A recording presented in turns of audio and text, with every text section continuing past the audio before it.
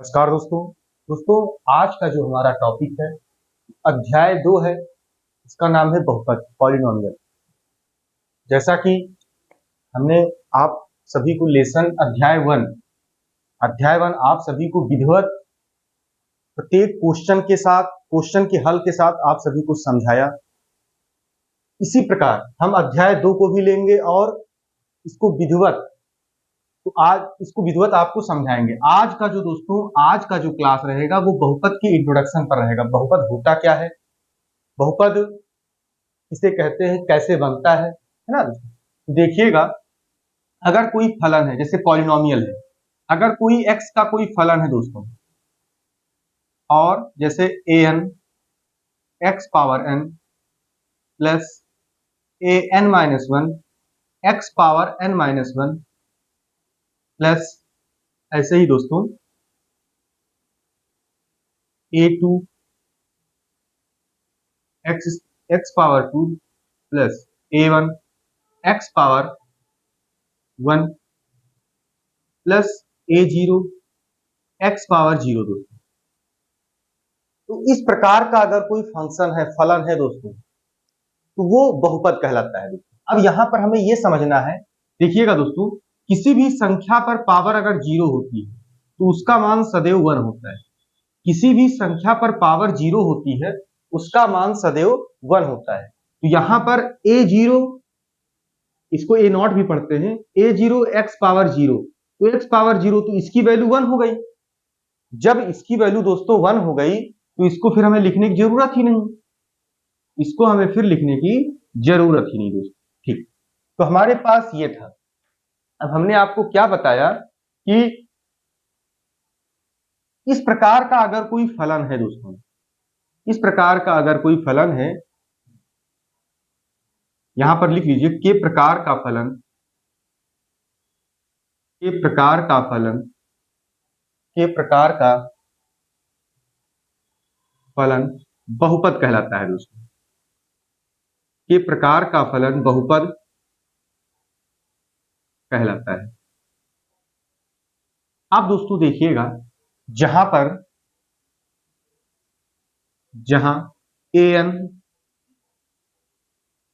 an minus 1 dot dot a1 a0, ये सभी क्या है, ये सभी वास्तविक संख्याएं हैं। ये सभी दोस्तों क्या है, वास्तविक संख्याएं हैं। वास्तविक संख्या क्या होती है ये हमने पहले लेक्चर में आप सभी को बता दिया है। ये सभी वास्तविक संख्याएं हैं दोस्तों। ये सभी क्या हैं, ये सभी वास्तविक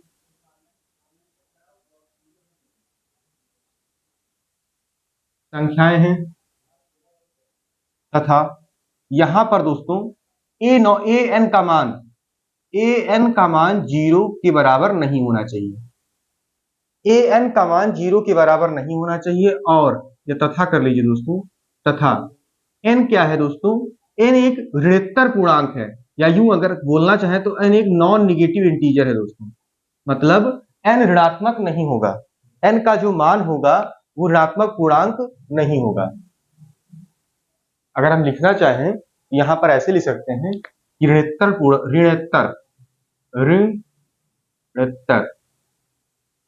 ऋणोत्तर का मतलब है दोस्तों कि non negative integer, non negative. इसके अलावा 0 हो सकता है, पॉजिटिव तो हो ही सकता है दोस्तों। नॉन निगेटिव पूर्णांक। ऋणोत्तर का मतलब दोस्तों क्या होता है, ऋणोत्तर का मतलब होता है नॉन निगेटिव पूर्णांक। जहां पर n क्या है दोस्तों, नॉन निगेटिव इंटीजर है, ऋणोत्तर पूर्णांक है। अब देखिएगा दोस्तों, ये हमारे पास ये है दोस्तों। अब हम पढ़ेंगे दोस्तों बहुपद के प्रकार। देखिएगा, बहुपद के प्रकार, ये था हमारे पास बहुपद की परिभाषा। ये हमारे पास था दोस्तों बहुपद की परिभाषा, आप सभी इसको नोट कर लीजिएगा। ये हमारे पास है बहुपद की परिभाषा। अब बहुपद के प्रकार, बहुपद कितने प्रकार के होते हैं दोस्तों, देखिएगा। पहला हमारे पास है एक पदीय बहुपद दोस्तों, एक पदीय बहुपद। तो पहले दोस्तों जरा एक बात और ध्यान में आ रही है, देखिएगा, अगर हम आपसे पूछें कि x पावर n का गुणांक क्या है, an है, x power n minus one का गुणांक क्या है, an माइनस वन है, x स्क्वायर का गुणांक क्या है, a2 है, x पावर 1 का गुणांक क्या है, a1 है ना दोस्तों। और यहां पर ये बात और ध्यान दीजिएगा कि जैसे चूंकि an है, an माइनस वन है, a2 है, a1 है, ये वास्तविक संख्या है, तो इसे वास्तविक बहुपद भी कह सकते हैं दोस्तों, है ना। ऐसे अगर परिमेय संख्याएं होती तो परिमेय बहुपद भी कह देते हैं। चलिए वो सब बाद की बात है। देखिएगा बहुपद के प्रकार में, बहुपद के प्रकार दोस्तों, एक पदीय बहुपद, ऐसा बहुपद दोस्तों जिसमें केवल एक पद हो, ऐसा बहुपद जिसमें केवल एक पद हो, केवल एक पद हो दोस्तों, केवल एक पद हो, केवल दोस्तों एक पद हो, एक पदीय बहुपद कहलाता है। जैसे अगर हम इसके उदाहरण की बात करें तो जैसे मान लीजिए 2x ले लिया, तो हम मान लीजिए 5 ले लिया, फिर मान लीजिए हम ले लेते हैं 3x स्क्वायर, तो ये सभी दोस्तों क्या है, ये सभी एक पदीय बहुपद है। अब आ जाइए दोस्तों द्विपदीय बहुपद पे, पदी भी बोल सकते हैं, द्विपदीय भी बोल सकते हैं। द्विपदीय बहुपद समझिएगा दोस्तों, इसमें दो पद होते हैं, इस बहुपद में दोस्तों दो पद होते हैं, नाम से ही क्लियर है, इसमें दो पद होते हैं। जैसे दोस्तों देखिएगा, जैसे हमने लिख दिया 5/3 x प्लस 2, ये क्या है दोस्तों, ये एक पद है। जैसे हमने लिख दिया दोस्तों 9x स्क्वायर प्लस 3, ये क्या है दोस्तों, या 3x कर दीजिए, कोई दिक्कत नहीं, 3x कर लीजिए, ये क्या है दोस्तों, ये द्विपदीय बहुपद है। अब आ जाइए दोस्तों त्रिपदीय बहुपद पे। पदीय बहुपद क्या होता है दोस्तों, समझिएगा, ऐसा बहुपद जिसमें तीन पद हो, हम डायरेक्ट एग्जांपल इसका बता दे रहे हैं, ऐसा बहुपद जिसमें तीन पद हो दोस्तों, जैसे 3x square plus 9x plus 2, दोस्तों क्या है, ऐसे ही ये तीन पद है। ऐसे ही दोस्तों चतुर्थ पदीय बहुपद जिसमें चार पद हो, है ना। तो आप बेहतर इसको समझ लिए होंगे कि एक पद में केवल एक पद होता है, द्विपद में केवल दो पद होते हैं, त्रिपद में केवल तीन पद होते हैं दोस्तों। यहां तक आपको क्लियर हो गया होगा। अब दोस्तों हम आते हैं शून्य बहुपद पे। शून्य बहुपद क्या होता है, शून्य बहुपद से पहले एक पॉइंट और समझिएगा। चलिए शून्य बहुपद स्टार्ट कर दे रहे हैं। शून्य बहुपद होता क्या है देखिएगा दोस्तों, ऐसा बहुपद जिसमें x के सभी गुणांक, जो हमारा चर है यहां पर दोस्तों x है, हम लिखवा दे रहे हैं, देखिएगा शून्य बहुपद,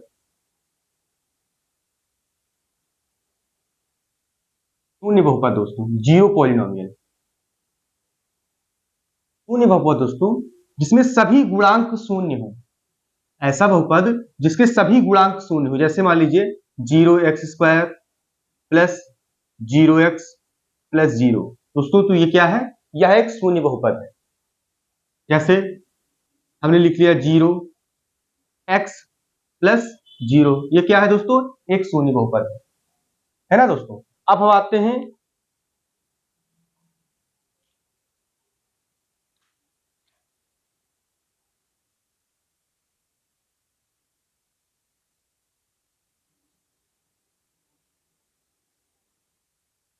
शून्य बहुपद, आपको उम्मीद करते हैं समझ में आ गया होगा, ना हो तो परिभाषा हम लिखवा दे रहे हैं कि ऐसा बहुपद जिसके सभी गुणांक शून्य हो दोस्तों, परिभाषा लिखवा दे रहे हैं, देखिए ऐसा बहुपद,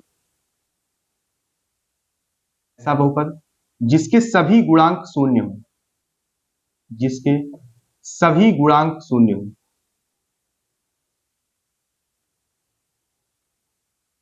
ऐसा बहुपद जिसके सभी गुणांक शून्य हो, शून्य बहुपद कहलाता है दोस्तों। वो शून्य बहुपद क्या होता है दोस्तों, ऐसा बहुपद जिसके सभी गुणांक शून्य हो, शून्य बहुपद कहलाता है। जैसे 0x² प्लस 0x प्लस 0, दोस्तों यह एक शून्य बहुपद है। जैसे 0, जैसे 0 अकेले ये भी एक शून्य बहुपद है दोस्तों, या 0x प्लस 0 कर लीजिए, है ना दोस्तों, समझ में आ गया होगा। अब दोस्तों हम समझेंगे रैखिक बहुपद क्या होता है।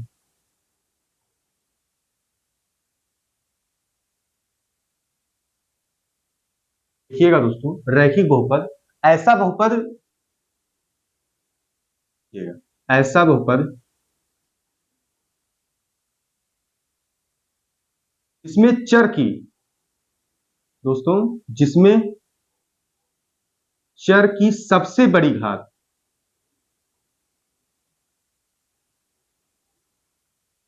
सबसे बड़ी घात दोस्तों एक हो। ऐसा बहुपद जिसमें चर की सबसे बड़ी घात, चर का मतलब है दोस्तों, जैसे हम लोग पॉलिनोमियल ऑफ एक्स लेते हैं, तो ये एक्स वाला जो है दोस्तों चर है। जैसे पॉलिनोमियल ऑफ वाई लेते हैं, है ना, वेरिएबल, कहने का मतलब है ये वेरिएबल। चलिए वो आपको धीरे धीरे समझ में आ जाएगा, फिलहाल के लिए उस पर आते हैं। देखिए इसमें चर की सबसे बड़ी घात एक हो, जैसे दोस्तों 5x प्लस 2, ये क्या है दोस्तों, ये एक रैखिक बहुपद है। जैसे 9x प्लस 4, ये क्या है दोस्तों, ये एक रैखिक बहुपद है। लेकिन अगर हम अभी आपसे पूछें कि 5x square plus 3x plus 2, दोस्तों ये क्या है, यह एक रैखिक बहुपद नहीं है दोस्तों, क्योंकि x की सबसे बड़ी घात क्या है, 2। तो ये था दोस्तों हमारे पास शून्य बहुपद, रैखिक बहुपद। अब हम आते हैं दोस्तों बहुपद का मानक रूप। अब हम आते हैं दोस्तों बहुपद की मानक रूप पर।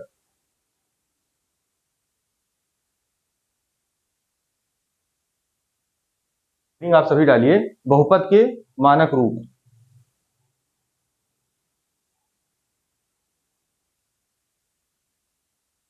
बहुपद का मानक रूप कर दीजिए, बहुपद का मानक रूप। समझिएगा दोस्तों बहुपद का मानक रूप क्या होता है। दोस्तों बहुपद में, किसी भी बहुपद में x की घात को आरोही क्रम अथवा अवरोही क्रम में लिखना ही उसका मानक रूप कहलाता है दोस्तों। समझिएगा, किसी बहुपद में या बहुपद में x की घात को x की घात के अनुसार बहुपद को आरोही अथवा अवरोही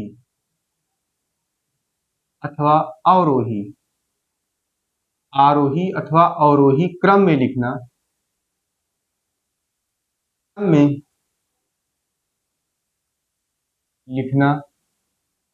कि बहुपद का मानक रूप कहलाता है दोस्तों। बहुपद का मानक रूप कहलाता है।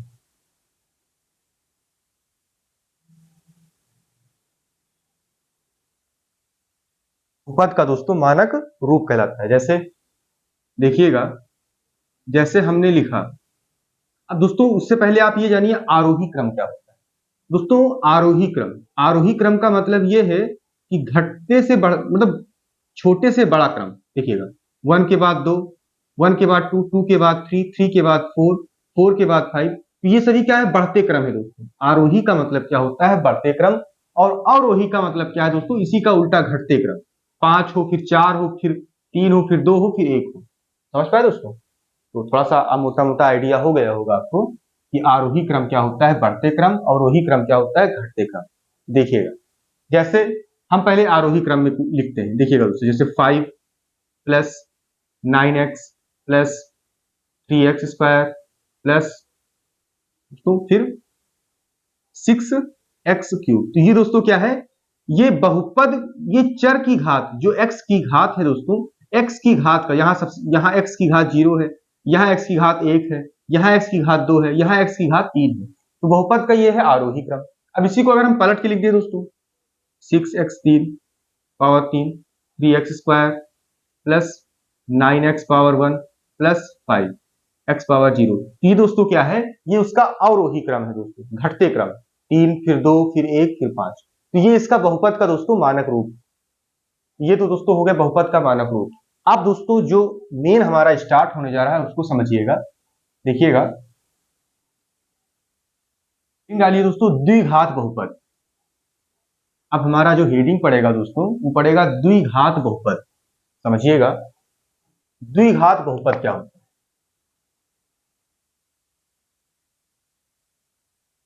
द्विघात बहुपद, क्वाड्रेटिक पॉलिनोमियल। देखिएगा दोस्तों, क्वाड्रेटिक पॉलिनोमियल लिख दे रहे हैं, क्वाड्रेटिक पॉलिनोमियल दोस्तों।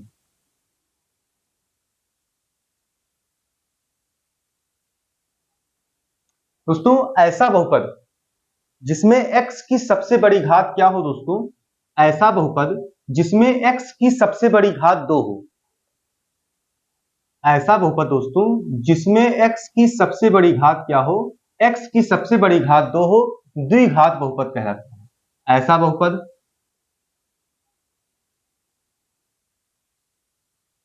जिसमें x की सबसे बड़ी घात दोस्तों 2 हो, ऐसा बहुपद जिसमें x की सबसे बड़ी घात, सबसे बड़ी घात 2 हो, ऐसा बहुपद जिसमें x की सबसे बड़ी घात 2 हो, द्विघात बहुपद कहलाता है। जैसे दोस्तों 5x² प्लस 9x+2, या यूं कहें 5x² प्लस 2। देखिएगा दोस्तों इसमें x की सबसे बड़ी घात क्या है, 2 है, इसलिए द्विघात बहुपद है। जैसे है दोस्तों 8x² प्लस 9x+1, ये दोस्तों क्या है, ये एक द्विघात बहुपद है। दोस्तों द्विघात द्विघात बहुपद का व्यापक रूप, पद का व्यापक रूप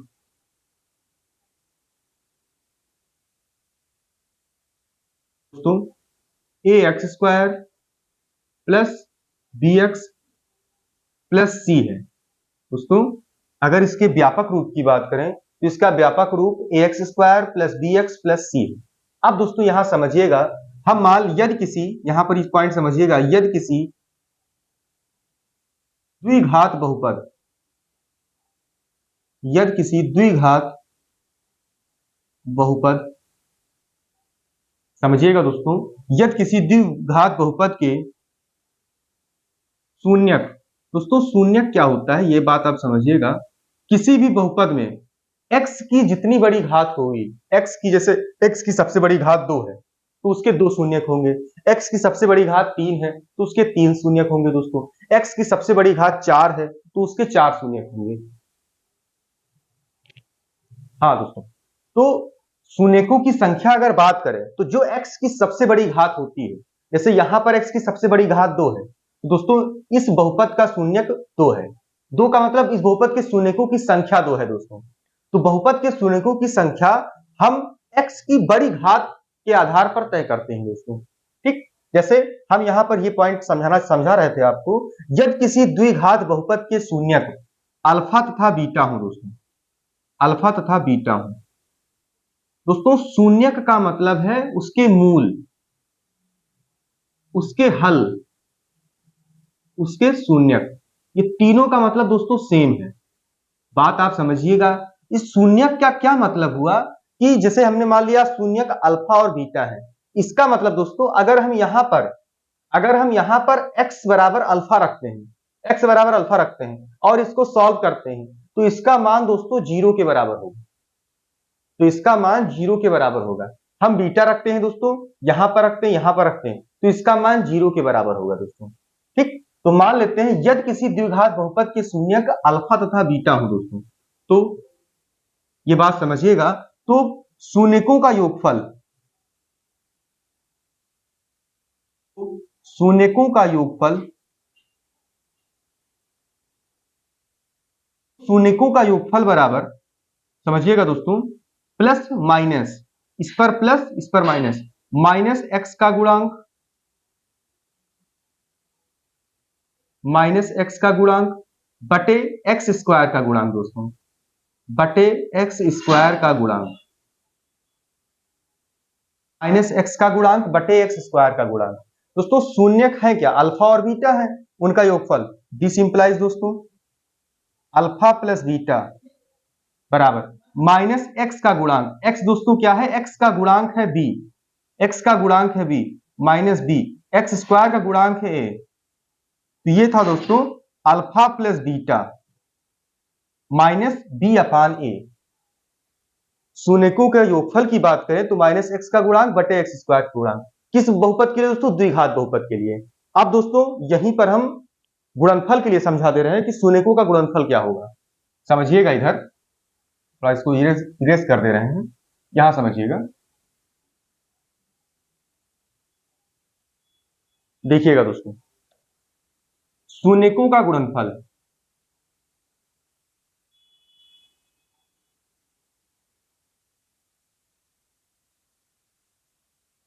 शून्यकों का गुणनफल दोस्तों, शून्यकों का गुणनफल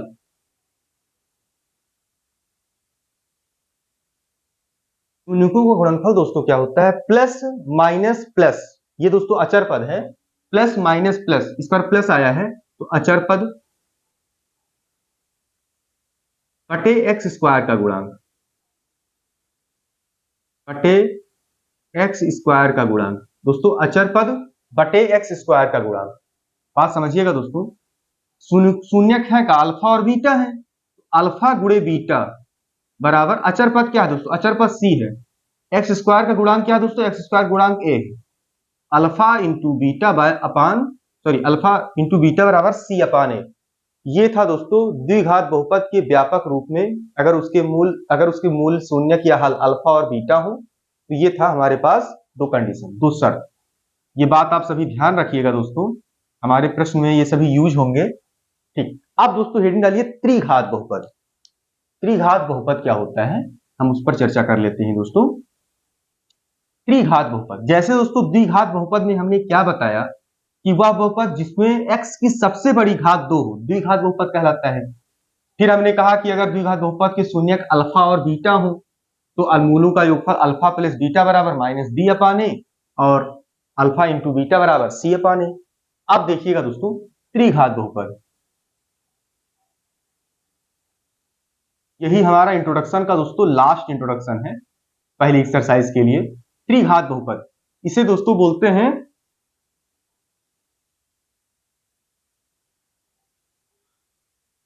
क्यूबिक पॉलिनोमियल दोस्तों, इसे बोलते हैं क्यूबिक पॉलिनोमियल।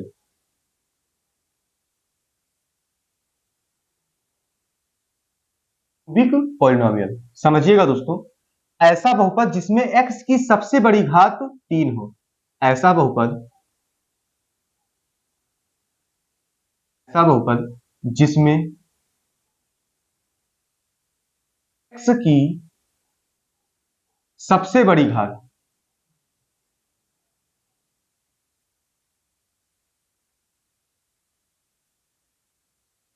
दोस्तों 3 हो। दोस्तों ऐसा बहुपद जिसमें x की सबसे बड़ी घात 3 हो त्रिघात बहुपद कहलाता है। जैसे दोस्तों अगर हम इसकी एग्जांपल की बात करें, जैसे एक ही एग्जांपल दोस्तों बताएंगे, जैसे 3x cube plus 9x square plus 6x plus 3। तो ये दोस्तों क्या है, ये एक त्रिघात बहुपद है। जैसे दोस्तों अगर हम 5x cube plus 6x plus 7 भी ले ले दोस्तों, तो ये भी एक त्रिघात बहुपद है जहां x स्क्वायर का गुणांक दोस्तों क्या है, शून्य है। ठीक, ये था दोस्तों हमारे पास त्रिघात बहुपद होता क्या है उसकी परिभाषा। अब बात समझिएगा, यहां पर देखिएगा, यदि किसी त्रिघात, या उससे पहले एक चीज नोट कर लीजिए, त्रिघात बहुपद का व्यापक रूप, देखिएगा दोस्तों, त्रिघात बहुपद का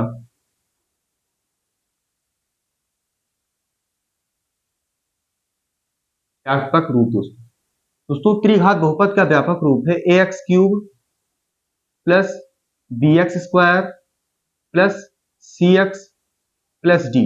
ये दोस्तों क्या है, ये त्रिघात बहुपद का व्यापक रूप होता है।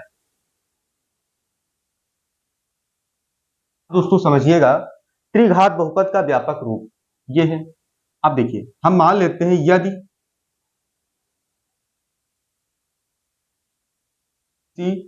त्रिघात बहुपद, यदि किसी त्रिघात बहुपद के शून्यक दोस्तों, अब जैसे यहां पर x की सबसे बड़ी घात क्या है दोस्तों, 3 है, तो इसके 3 शून्यक होंगे, इसके शून्यकों की संख्या क्या होगी दोस्तों, 3 होगी, 3 शून्यक होंगे, है ना। शून्यक अल्फा कॉमा बीटा तथा गामा है, हम क्या कहते हैं दोस्तों, इसके शून्यक अल्फा बीटा तथा गामा है दोस्तों। तो अब दोस्तों शून्यकों का योगफल, के जो शून्यकों का योगफल होगा दोस्तों, शून्यकों योगफल, ये शून्यकों का योगफल दोस्तों क्या होगा, ये शून्यकों का योगफल होगा दोस्तों, कहा गया plus minus minus x square का गुणांक दोस्तों, माइनस एक्स स्क्वायर का गुणांक बटे एक्स क्यूब का गुणांक,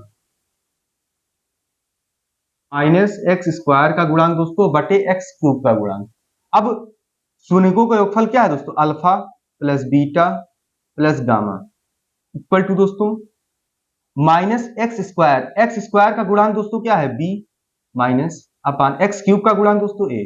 तो शून्यकों का योगफल हमारे पास क्या आ गया दोस्तों, minus B upon A, alpha plus beta plus gamma बराबर माइनस बी अपान ए।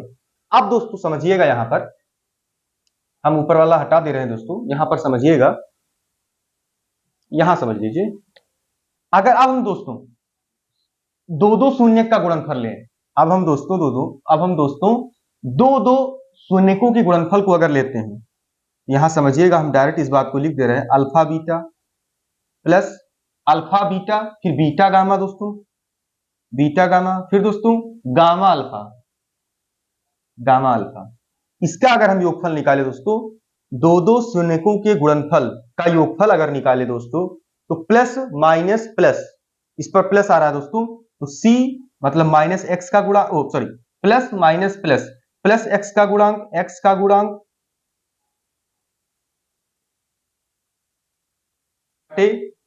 एक्स क्यूब का गुणांक दोस्तों, एक्स क्यूब का गुणांक। तो हमारे पास फिर क्या आ जाएगा, alpha beta plus beta gamma plus gamma alpha बराबर सी अपान ए दोस्तों। ये हमारे पास दोस्तों इसके लिए दूसरा फार्मूला हो जाएगा, दूसरा शर्त हो जाएगा। अब दोस्तों शून्यकों का गुणनफल हम बात करते हैं, अब हम शून्यकों के गुणनफल पर बात करते हैं दोस्तों। समझिएगा कि शून्यकों का गुणनफल क्या होता है, देखिएगा दोस्तों, शून्यकों का गुणनफल, त्रिघात बहुपद के शून्यकों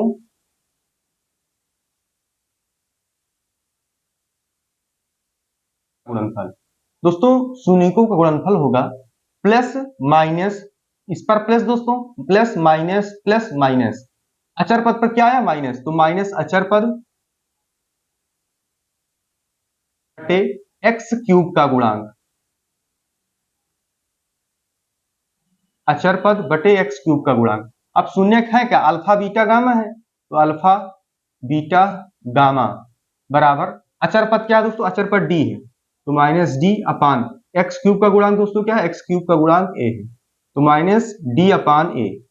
ये दोस्तों हमारे पास त्रिघात बहुपद के शून्यकों का योगफल, दो दो शून्यकों के गुणनफल का योगफल और शून्यकों के गुणनफल का ये हमारे पास कंडीशन है। दोस्तों आज की क्लास में हमने बहुपद बताया, बहुपद क्या होता है, बहुपद के प्रकार बताए, और इस चैप्टर में जो हमें पढ़ना है द्विघात बहुपद और त्रिघात बहुपद, इसके व्यापक रूप, इसकी जो शर्त है दोस्तों शून्यकों के, वो हमने बताया। अगली क्लास में हम प्रश्नावली 2A पर बात करेंगे दोस्तों। धन्यवाद।